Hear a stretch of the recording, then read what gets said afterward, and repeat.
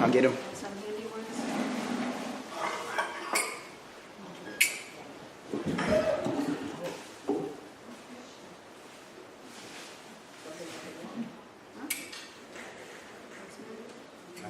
Okay?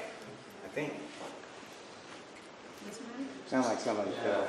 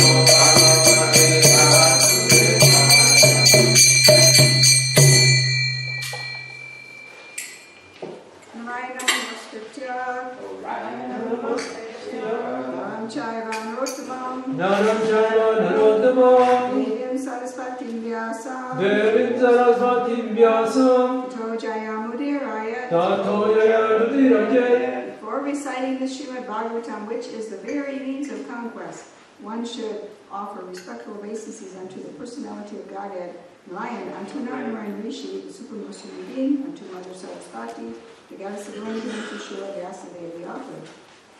Shrimvatam Swakata Krishna, Shrimvatam Swakata Krishna, Punya Shravana Kirtanaha, Punya Shravana Kirtanaha, Udyantasto Vajrani, Udyantasto Vajrani, Vidunoti Suhritsatam, Vidunoti Suhritsatam. Shri Krishna, the personality of Godhead, who is the Paramatma, soul, in everyone's heart, and the benefactor of the truthful devotee, cleanses desire for material enjoyment from the heart of the devotee who has developed the urge to hear his messages, which are in themselves virtuous and properly good and chanted.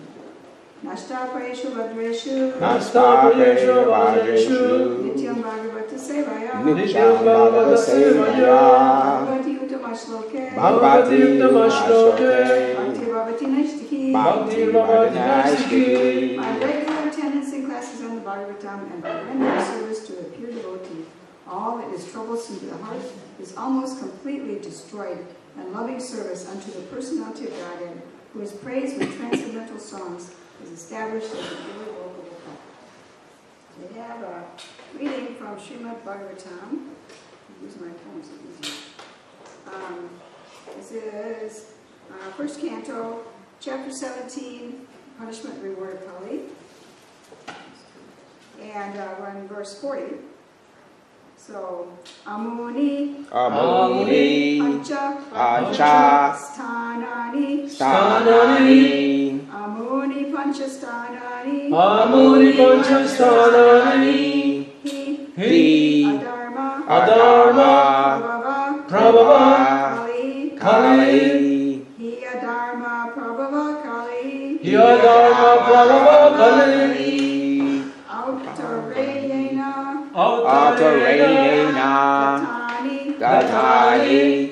Autarayena Datani Autarayena Datani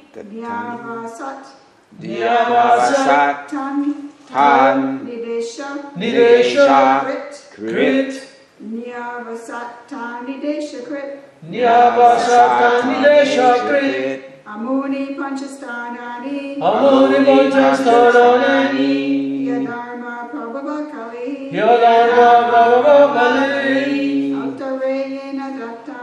Autarayena Datani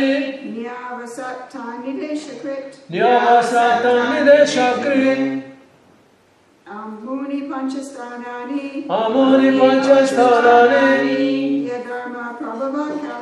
Yadharma Prabhava Kali Autarayena Datani Nyavasatani Deshakrit Amuni Panchastanani Yadharma Pravana Kali Autarayena Datani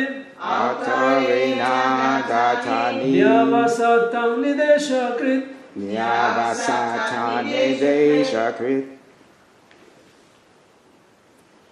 Amuni Panchastanani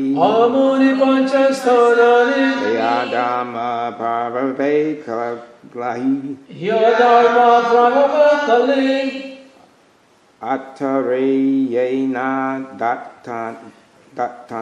Autarayena Datani Nyavasatani Deshakrit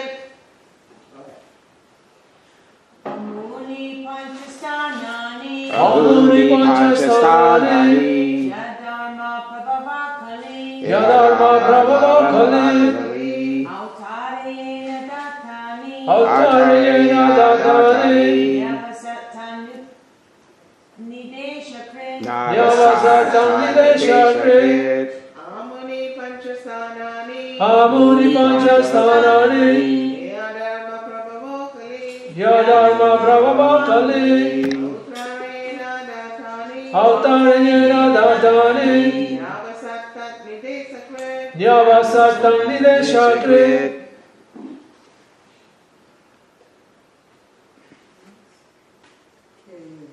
Word meanings.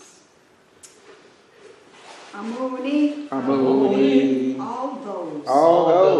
Pancha, Five. Sthanani, Places. He, certainly. Adharma, irreligious principles. Prabhava, encouraging. Kali, the age of Kali. Autarayena, by the son of Uttara. Datani, delivered. Nyavasat, dwelt. Tat, by him. Nideshakrit, Nideshakrit, directed. directed. Translation purport by His Divine Grace, A.C. Bhaktivedanta Swami Srila Prabhupada. Jai Srila Prabhupada. Thus, the personality of Kali, by the directions of Maharaj Parikshit, the son of Uttara, was allowed to live in those high places. Please repeat. Thus, the personality of Kali, Thus the personality of Kali, by the directions of Maharaj Parikshit, by the directions of Maharaj Parikshit, the son of Uttara, the son of Uttara, was allowed to live in those 5 places. was allowed to live in those 5 places. Thus we have Kali. Okay. Purport. Thus, the age of Kali began with gold standardization, and therefore falsity, intoxication, and animal slaughter, and prostitution are rampant all over the world, and the saner section is eager to drive out corruption. The counteracting process is suggested above, and everyone can take advantage of this suggestion. I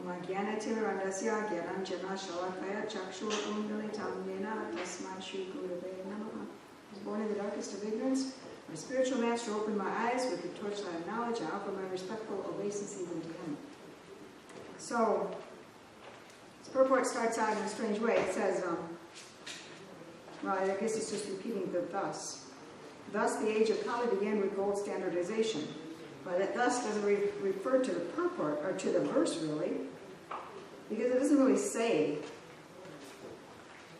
it doesn't really explain that in the verse. But Prabhupada explained it, and in the previous 2 purports he explained these things.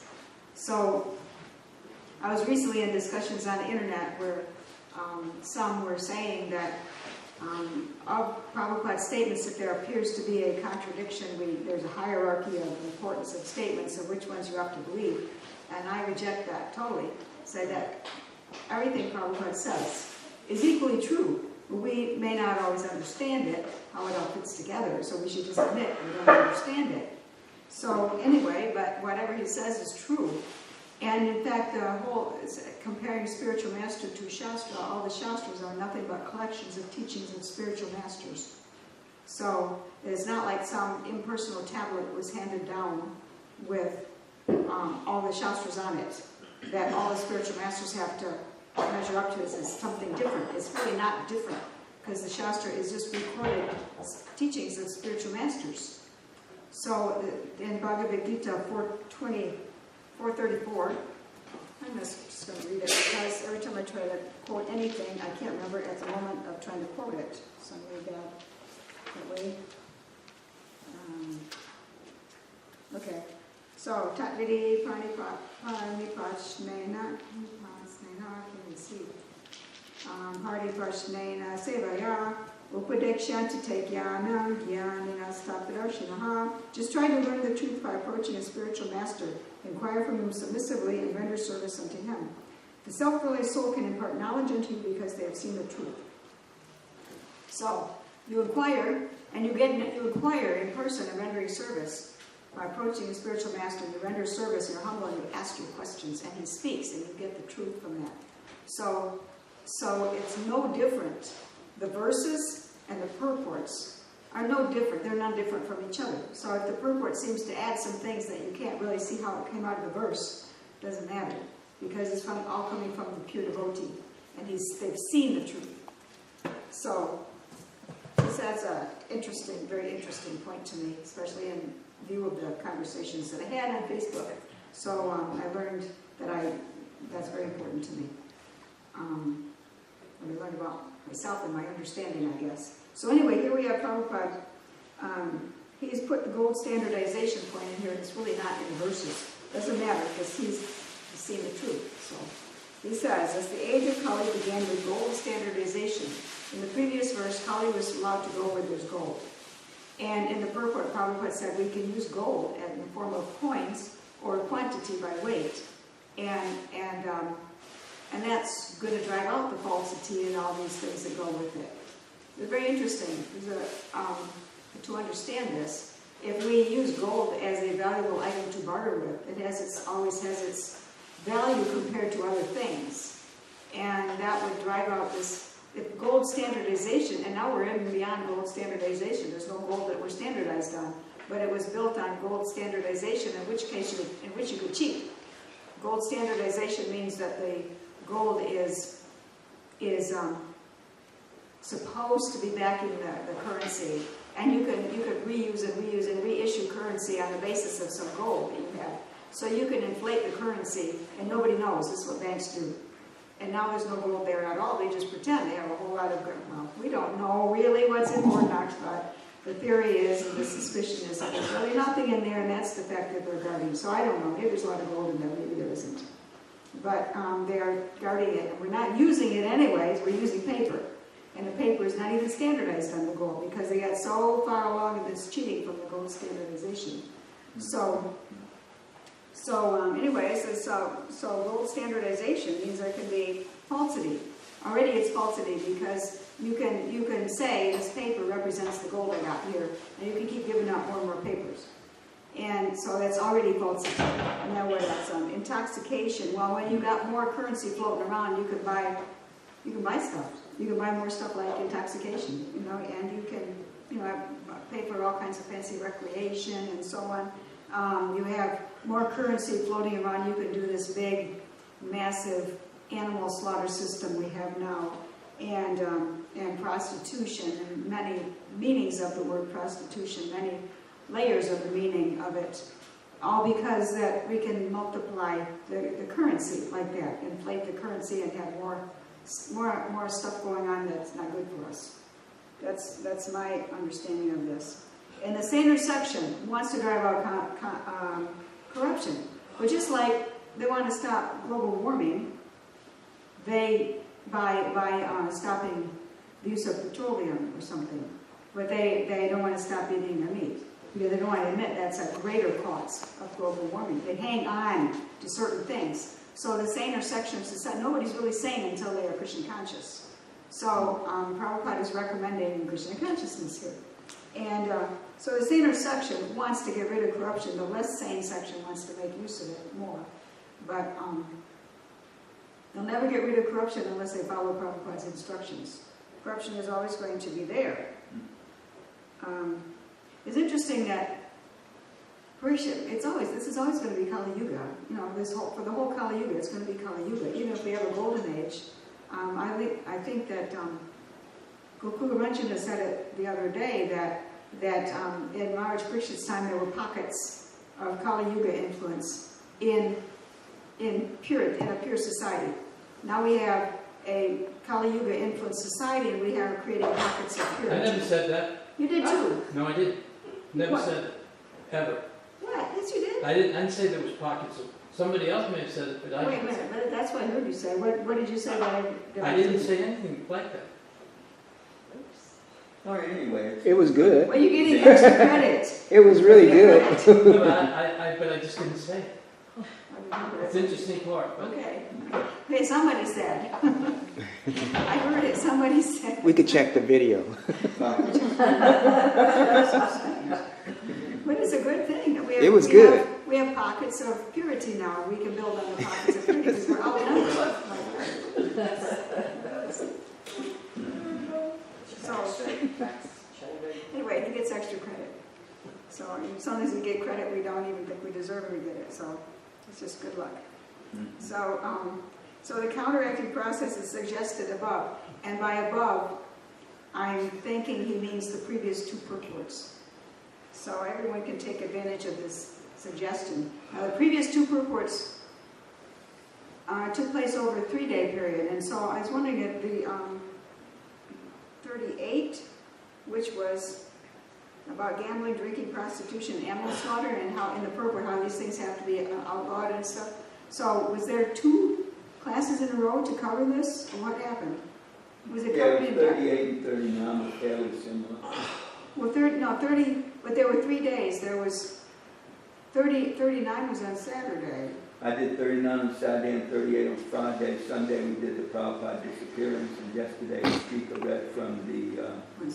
Well, somebody did something on Thursday, too. Maybe it got They double. did 37 on Thursday. Okay. I'm confused. Anyways, So you did both 39 and 38 and 39. Okay. It was a pretty big topic. I don't know what you said because I wasn't here because worried about getting Raj Boga done on time. So that's what happens Thursday and Friday. And 38 has a lot of, I want to talk about a little bit again. Is that all right if I might repeat you somewhat? Yeah. Okay, because there's a lot of instructions that seem impossible to impose, but they are good instructions. So let's see. I almost feel like I should read it again. Would it be bad to read it again? No. Okay. Yes. Can you read the verses too? All right. So this is 38. Sutta Goswami said, Madhava-priya, thus being petitioned by the personality of Kali, gave him permission to reside in places where gambling, drinking, prostitution, and animal slaughter were performed. So the purport is, the basic principles of irreligiosity such as pride, prostitution, intoxication, and falsehood. And these are directly counteracting the principles of religion. Pride undoes austerity, prostitution, or too much illicit connection with women, undoes cleanliness, intoxication undoes mercy, not animal killing, because by the time the mercy is gone, then you kill animals. And falsehood undoes truthfulness. So this is said in a previous purport. Counteract the four principles of religion, namely austerity, cleanliness, mercy, and truthfulness. The personality of Kali is given permission to live in four places particularly mentioned by the king, namely the place of gambling, place of prostitution, place of drinking, and a place of animal slaughter. And these correspond loosely. The four regulative principles that we follow correspond somewhat, some directly and some indirectly, to the principles of religion and the principles of irreligion. It doesn't line up exactly right, but as far as in practice, it has that effect directly. So they do undo the irreligion and establish religious principles. Srila Jiva Goswami directs that drinking against the principles of scripture, such as the Shobtama Yagya, association with women outside marriage, and killing animals against the injunction of scripture are irreligious. In the Vedas, two different types of injunctions are there for the pravrittas, or those who are engaged in material enjoyment, and for the nivrittas, or those who are liberated from material bondage. Two types of standards. To help each one, why does everybody have to, if somebody's liberated, why do they just have to go by the standards for those who are not? And those who are not liberated, how are they going to get there to go by those standards? So they have their own standards to help them. So the Vedic injunctions for the pravrittas is to gradually regulate their activities toward the path of liberation. Therefore, for those who are in the lowest stage of ignorance and who indulge in wine, women, and flesh, drinking by performing Sotramani Yagya, I don't know what that is, association with women by marriage, and flesh eating by sacrifices are sometimes recommended. I explain why the Bible recommends sacrifices and animal killing, because they were such low-class people that they had to have at least get it under control and offer somehow. The recommendations of the Vedic literature are meant for a particular class of men and not for all. But because they are injunctions in the Vedas for particular types of persons, such activities by the pravrittas are not considered adharma. If you follow the rules for your low level, it's not adharma. You're still not on the high level. You're still not like outside the karma, but it's not adharma because you're on a path to get there. That's what he's saying. One man's food may be poison for others. Similarly, what is recommended for those in the mode of ignorance may be poison for those in the mode of goodness. Srila Jiva Goswami Prabhu therefore confirms that recommendations in the scriptures for a certain class of men are never to be considered adharma or irreligious. But such activities are factually adharma, and they are never to be encouraged. The recommendations in the scripture are not meant for the encouragement of such adharma, but for regulating the necessary adharma gradually toward the path of dharma. You probably said I'll talk about all this stuff, so I'm sorry if it's repetitious. Following in the footsteps of Madhava-priya, it is the duty of all executive heads of states to see that the principles of religion, namely austerity, cleanliness, mercy, and truthfulness, are established in the state, and that the principles of irreligion, namely pride, illicit female association or prostitution, intoxication, and falsity are checked by all means. And to make the best use of a bad bargain, the personality of Kali may be transferred to places of gambling, drinking, prostitution, and slaughterhouses, if there are any places like that. Those who are addicted to these irreligious habits may be regulated by the injunctions of the scripture. In no circumstances should they be encouraged by any state. In other words, the state should categorically stop. Sounds like a contradiction. All sorts of gambling, drinking, prostitution, and falsity. So, the state should outlaw it or regulate it. Or outlaw it and regulate it in pockets, I guess. That's what we have to draw from this. The state which wants to eradicate corruption by majority may introduce the principles of religion in the following manner. So he recommended, number one is 2 fasting days for Ekadashi. I'll go kind of simply. Fasting for Ekadashi, save food and institute some austerity and health.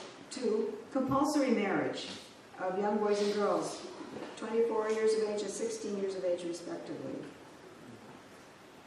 He says there's no harm in coeducation in the schools and colleges, provided the boys and girls are duly married. I think he might have written this thinking of India. He wrote it when he was in India. He wrote, the first canto in India. And perhaps the culture was so strong that if boys and girls can go to school together, they still are obedient to their parents who are planning their marriage.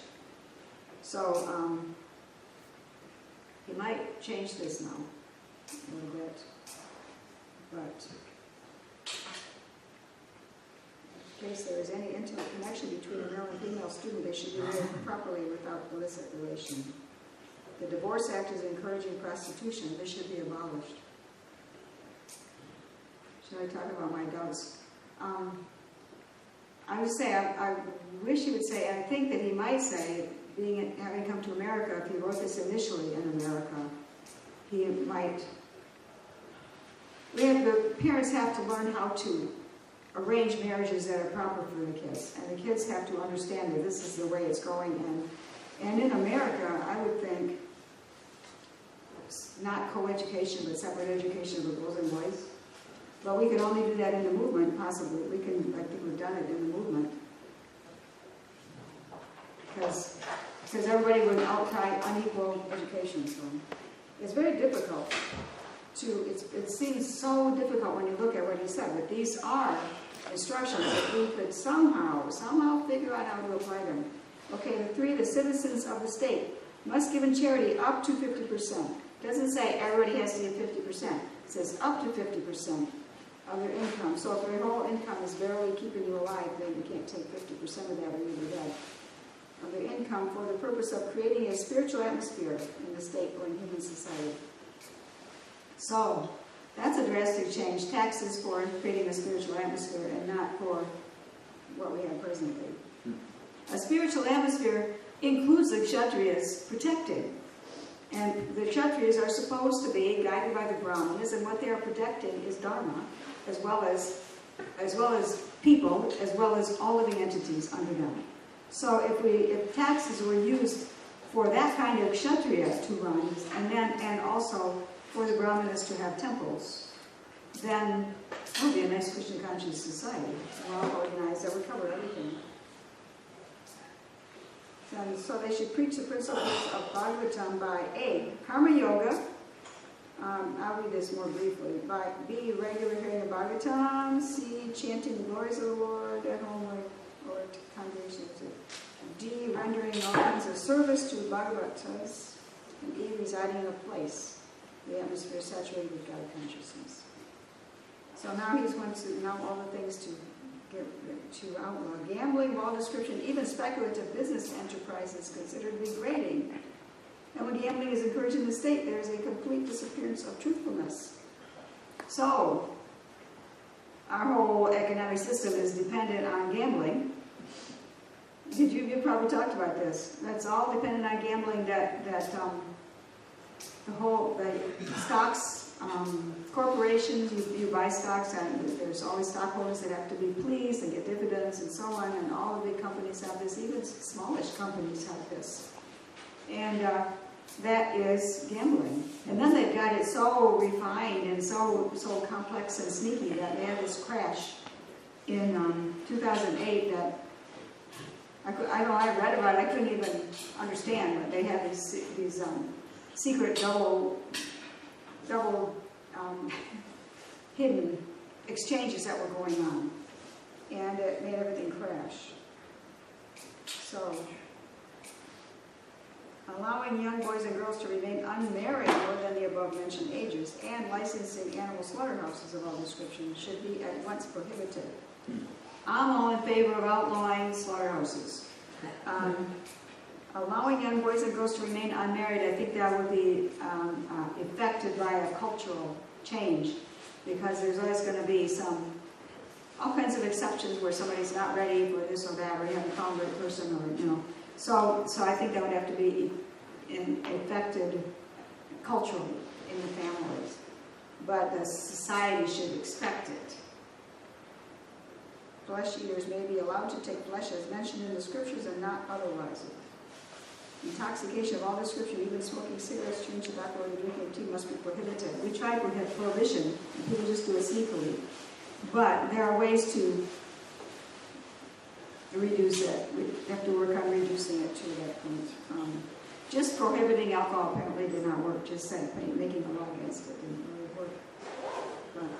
So this is a really challenging list of things that we should do, and we can at least do it in our pockets of goodness that we have and that we are trying to establish. So we can do this, and girls being married very young, if the parents know how to choose, which we Americans don't necessarily know how to do, but if we learn how to help find the right spouse, the right husband for daughters, then really, I can remember when I was that age, it's all about boys and holding people's babies and everything related to that, and it was just, I was an A student and I was intellectual. I wanted to be an artist. I wanted to paint, but still, that other stuff was going on in my mind. So that age, girls are they'll get in trouble if they don't have the protection of being married to the right person. If they're married, if a mismatch is there, then there will be unhappiness, and then try to stop divorces from happening. So it has to be carefully chosen. So that's a really big challenge to do these things. And then in the next one, Prabhupada talked about, which I already summed up, about the gold standardization. So I already talked about that. So let's see. So we have to, it says the saner section, we have to be the sanest section in Hare Krishnas. And we're having a hard time too, because we have our upbringing and stuff to overcome. So we're having a hard time. But we have to be the sanest section and be the influence. Like in the Bible, the example of the leavening in the dough, and the whole dough rises. It's just a little part. It's not like a whole dough made out of leavening. Just a little part in it, and the whole dough rises. So if we can work out how to become pure and how to follow Prabhupada's instructions properly and work out the whole system, we can be a really good influence on society, and that's our challenge. So I'm going to stop here. Is there any discussion or questions? Would you put it in? Okay. What they discovered in Fort Knox is that what was supposed to be gold bars, somebody removed the gold and they got bars of tungsten, which is about the same weight as gold, and they gold-plated them. So Fort Knox is full of bars of tungsten. How do you get that much tungsten? That's not common either. Well, it's cheaper than gold, apparently. Okay. Who discovered this? How do you discover this? The military or whoever it is that's protecting Fort Knox. I didn't see that. Well, they don't make it common knowledge because they want the illusion to continue. Oh, yeah. I mean, I've seen the conspiracy theories that they sold out or sent all the gold over to England or some such thing, and there's nothing in there. What they're guarding is the secret that there's nothing. Of course, they have photographs of gold in there. Yeah, gold tungsten bars, Yeah. but, So I don't know if they have, I think Prabhupada said if we can turn the hearts of 10% of the population, we can, you know. and look what's happening. It's happening amazingly. The thing that worries me is veganism is overtaking vegetarianism, and then cow milk it's bad to drink cow milk if you're a vegan. You say you feel that kind of worries me a little bit, but because the cow protection of cows, not like not having cows, but protection of cows and giving them a happy life is a cornerstone of Vedic culture. It's really important. So that worries me about the veganism. I don't know what we should do about it, but We just need to keep educating people, Yeah. is all, because Prabhupada said that eating of ghee will satisfy the meat eaters. but the vegans are already beyond that. And Veganism is at all of popular. our Rath Yatras, we have vegan food. Yeah, but I mean, that's not Vedic culture. What I'm Right. saying is, Yeah, they're like I- bypassing it and saying we got a better idea. So why does the movement serve vegan food? I don't know. And Afraid of losing instead people, of perhaps, but educating people. we have to work harder on educating people. One thing, people don't want to participate, and I can understand this, in the cities, all you can buy is the milk from the big dairy farms, and they participate in the whole animal slaughter scene. And so people don't want to buy that milk. There is a little point that if you buy milk from one of these cows, you are, yes, supporting that system, but also that cow has given milk that's offered to Krishna. Again, it's Cows about best. education. Huh? It's about everything Yeah. comes down to education. Yeah, so I'm saying I can understand in the cities they feel that way, but I don't know how we do if we've got such big cities. I don't know how people could have milk without the cows being too crowded and too numerous. I can't quite figure out how that would be done, but we got to work in that direction somehow. We got to work in that direction. Sometimes things open up where we couldn't imagine they could open up like that. Prabhupada in the 60s said that the earth can maintain 10 times the population that was in the 60s, and that was 4 billion, so the earth can maintain 40 billion. And he pointed out that from the airplane you can see so much space that isn't used. And it's not that hard. It's to grow food for a family. They say in just a small plot you can have wheat for all your family's needs. Now that might just mean like if you have wheat, they might be people who are saying you need a little bread next to your meat or something. You don't need that much as we would, but you don't need vast square miles of wheat to support your family. So we are doing this thing that's harmful to the earth. These vast monocrops, to the few farmers growing vast monocrops to feed people, and to do that they have to use chemicals and tractors and all this kind of stuff. So things can be grown locally in lots of wasted space. So the space is being wasted like lawns. You can grow a lot of food on a lawn, for example. It's just like when Prabhupada was riding past the tobacco fields in India, he said they're growing the tobacco to sell to buy the vegetables that they could grow where the tobacco is grown. And they're growing that. We don't need such a vast population of cows. We need, because a lot of them are for slaughtering. So, and to feed them, to grow them to that point, they have to grow vast monocultures of animal feed. So that whole system is way out of balance, and of course sinful. So Yogi's had his hand up for a long time. who So is it's Jesse. Jesse? Oh, No, I think she was saying yogi. oh, Yes, okay. I said Yogi. Oh, You okay. got your hand too. No, it's okay. Okay, sorry. Yes. Oh, I just wanted to say that what devotees do a lot of times when they do serve vegan food is because we're catering to vegan. Yeah. Vegetarians Don't can wanna eat lose them. vegan, vegan can't eat vegetarian, but they can both be offered to Krishna. Mhm. So if you give them prasadam, then their intelligence can become purified without even Yeah, knowing. yeah, yes. And then there is a whole big thing out there, you know, it's just not like they're against milk. A bunch of them is lactose intolerance, and I am one of them. I didn't know that until 10 years. I'll drink this milk, and I have diarrhea every day. I didn't know until I found out.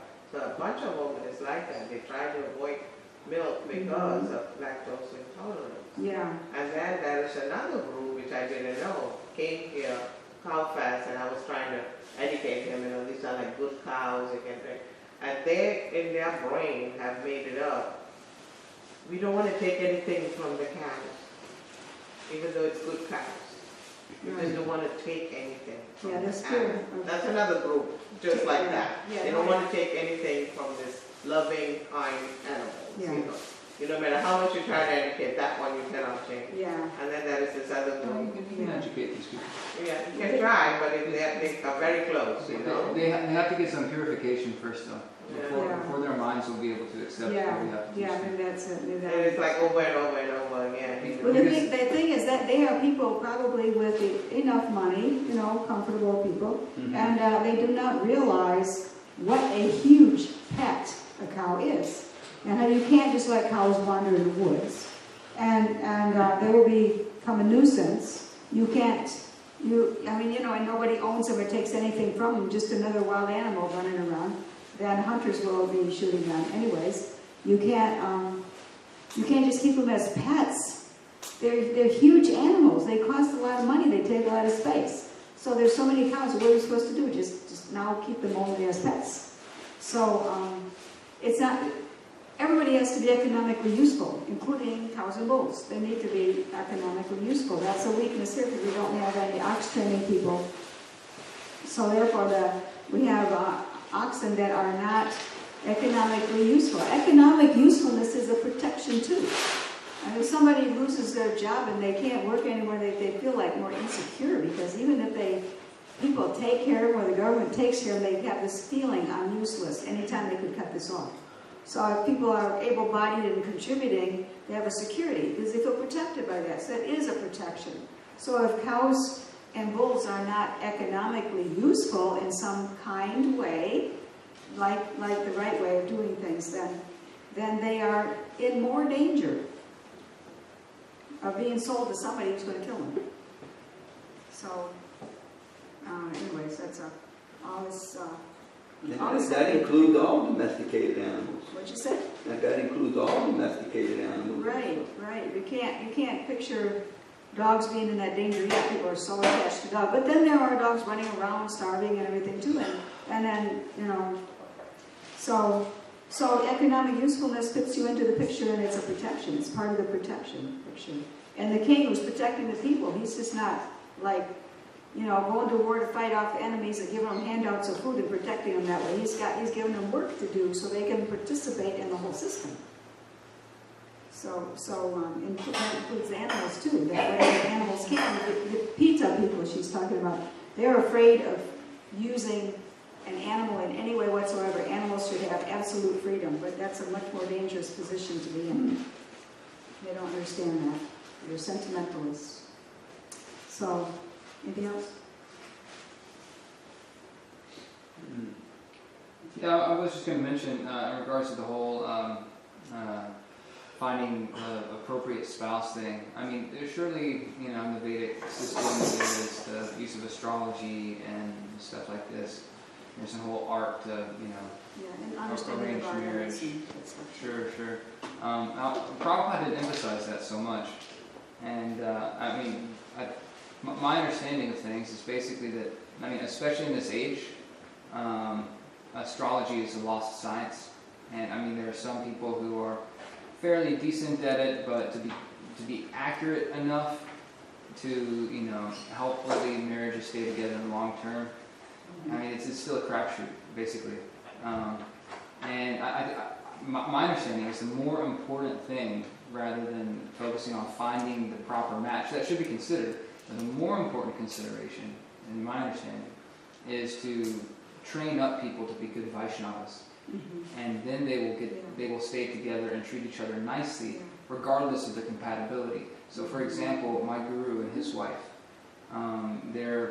They come from very different backgrounds. They are probably not the most astrologically compatible people, and there wasn't a whole lot of, trying to match them based on compatibility. But they're both extremely Krishna conscious, and despite their many differences and difficulties, they have stayed together and thrived and helped one another become fully Krishna conscious. And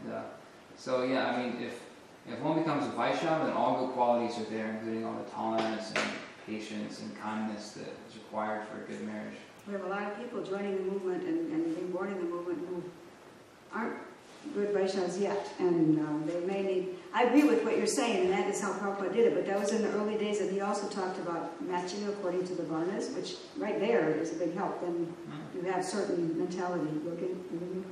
Yeah, I agree with both you guys, but I just want to make a point that Charupa Babu does a little bit of astrology.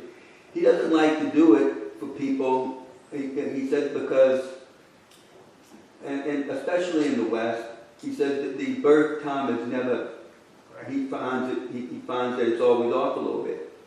He says hospitals don't take it as serious. I mean, they maybe within a minute, 2 minutes, maybe 10 minutes. He says the closest you can get is usually military. The military, for whatever reason, they immediately record the time of a birth.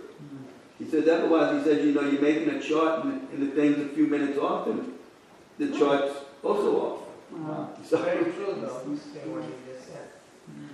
Well, Prabhupada did recommend matching by varnas, and that's pretty simple. And at least you'll have the same mentality of how to approach life if you're of the same varna type. So it's if somebody is a Kshatriya versus Brahmanas, they're really different ways of, or Vaishya, or different ways of approaching life and finding one's niche. And if there's some similarity there, that would help a lot. Then you can work together a lot more easily, and so he specifically did mention matching for marriage based on varna? Yeah, he mentioned that, yeah. Yeah, like it should be the same varna, but if it can't be the same varna, the husband's varna should be higher. Do you recall where that was mentioned? I mean, I feel like I've heard that before too. I would have to look it up. It might have the quote in my book. Yeah, I was wondering. So, probably in that section where that Kshatriya, well, there's two. There's when Devyani marries the Kshatriya, Devyani coming from the Brahmin family, and then there's another one also, and Prabhupada speaks about, you actually have those technical Sanskrit names when one marries higher in caste or lower in caste. Yeah, that's right, yeah. He also said that a pure Vaishnava is prepared to fulfill any dharma. Okay, find a pure Vaishnava. Yeah, right. And till then, we have to have these helps. Right. Jayapataka Maharaj told me that the wearing of tilak counteracts your negative astrology. John? What does? Wearing tilak. Yeah, because when I first met him, I was saying how hard it is to break the toxic habits, and he said, those are your negative astrology from past lifetimes. Wear tilak, and it will counteract that. And for 15 years, I wore tilak everywhere I went and at night. Jai Hari Bol. And Prabhupada used to say just clapping one's hands and also changes one's. It's a lot cheaper than those astrology gemstone rings too. I would wear like that too. In the restaurant, they'll say, "Hey, you have some clay on your forehead." They tell you forgot to take off your war paint. That's my prayer. Some Harinam people would tell me that, will ask me that, and then you get to talk to them about what it is. Okay, Krishna Shah. The BBT has put out a book called How to Mess Up Your Life with Astrology. Yeah. Oh, wow. And it's an official book, and it's by a astrologist. She's college-trained astrologist. It's a devotee, and she's a teacher, and she's in India, and I think Mayapur, somewhere. But she gives lectures, and she cautions people from shopping. That's not right. Let me keep going. That's not what I want. Let me keep going. And get what you want. So I bet the practical means are And how to figure out some people are going to be a little compatible in a practical way. Varna understanding really helps a lot. Yeah, I want Imagine what if you somebody got. is like a Brahmana, they like to live really simple and like to be peaceful and equal to everybody. So imagine married to a Kshatriya who wants some show of their prestige, and they want to like use a little more force, they want more to passion. So how are they going to work together in a marriage? See, it's nice if they at least are going to work together easily, so according to their own natures. So everybody's got a nature. Nobody is, even a pure devotee, if they have a certain nature that goes with the body, so it's easier. The first time I went to the temple, there was a Prabhupada disciple lecturing, and I don't know where he got it or what, but he said that if husband and wife chant Hare Krishna together, then they'll get along. We need to try that. His name was Viva Svan. Okay, but let's see if they can chant, if they can chant together. If they can't chant together, it's like, well, maybe it's a sign that they're already okay. Because otherwise, maybe they can't really do it together. They just, He was married to Yasoda Mai, and they're not married anymore. I don't know how many times I've been married. So One more thing. we have to be practical. Anyway, I'm yeah. out of the realm, what I'm going to say. The time to keep the lights and electricity all off is from 6 to 8. So when it changed. Everybody Time of pay attention. usage until 6 to 8 a.m. Yeah, until March, I think it is.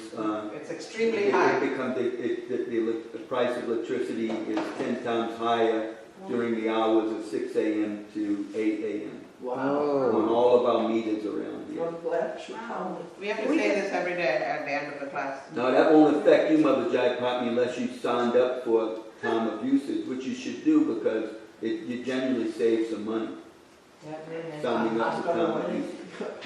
I mean, if you don't sign up for that, then it's equal all the way through? Yeah, they're going to charge you like 9 cents a kilowatt hour. But if you sign up for time of usage, the price is 3 cents a kilowatt hour, except between those hours, which change in the summer and the winter.